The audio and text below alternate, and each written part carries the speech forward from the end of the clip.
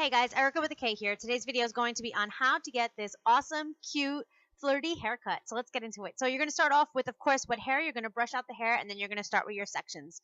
I like to section my hair right by the ear, just because it makes it easier for me, but you can do the sections however you feel fit. So then what you're going to do after you have it sectioned is you're just going to start cutting the hair straight across. You just want everything to be straight, of course. The main part of this haircut is to have everything straight.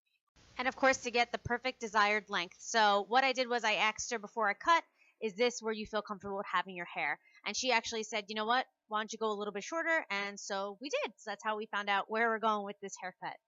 So everything that you do to the back, I don't show you in this video, but I then do to the front. So it's just going to go completely straight across, as I had said a million times. So once you guys get your pretty much your basic, your guideline down, then you just continue to take down the hair and just follow that guideline throughout the entire haircut.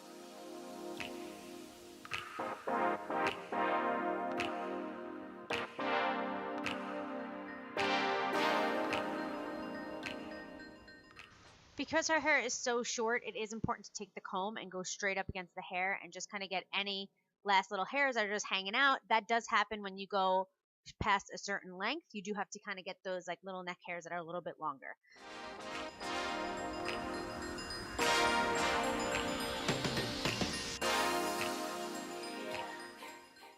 Be sure always when you're cutting hair that you never go past your knuckle. This is for a number of reasons. One of them is you're going to cut yourself if you do, because you're probably going to get cut in between your fingers. And the other one is you can't hold the same amount of tension past your knuckle as you can before your knuckle. So it just wouldn't work and it wouldn't be straight. So even if you're holding the hair past your knuckle, just make sure you don't cut past your knuckle. That is super, super important when cutting hair.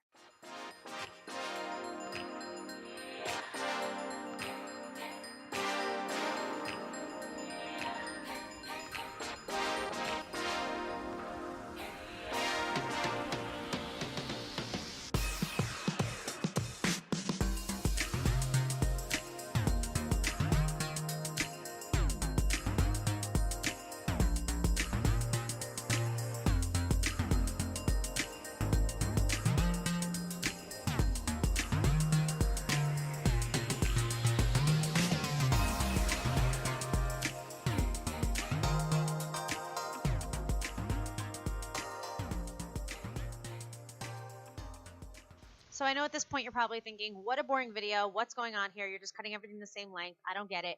But the truth is you're not going to be cutting layers or anything into the hair. We're going to go in with a razor in a little bit, and that's how we're going to give it movement, and we're going to thin it out, and it's just going to be the main part of the haircut. So now we're going in with the razor. So what you're going to do is resection the hair. It's pretty much an entire haircut once again.